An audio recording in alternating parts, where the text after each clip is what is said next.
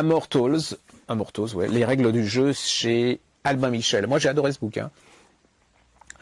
C'est un livre de détente, hein, mais un livre de détente très très intelligent. On est à New York, dans les années 60, où l'Amérique est florissante. Hein. Vous avez une femme d'un certain âge, une cinquantaine d'années apparemment, avec un monsieur, elle est mariée avec lui, ils ont de l'argent et tout.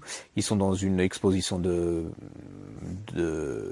photos de Walter Evans, qui est un des plus grands photographes des années 30. Hein.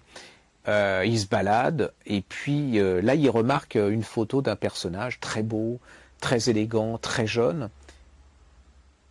Et là, elle s'arrête devant cette photo, mais bon, elle continue.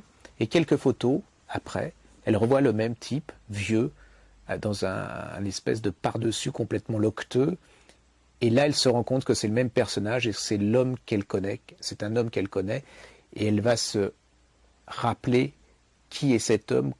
On va se retrouver dans les années 30, comment on passe de la pauvreté, de la richesse à la pauvreté.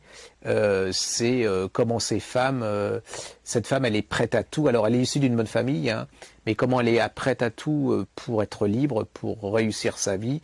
Vous allez vous retrouver dans les États-Unis, les Amériques de cette époque. C'est génial, c'est-à-dire que ça va vous détendre. Et puis, c'est un peu entre la musique de Chet Baker et une chanson de Frank Sinatra.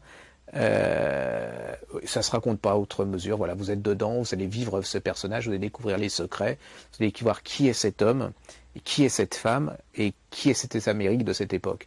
Ça s'appelle Les règles du jeu et c'est chez Albin Michel.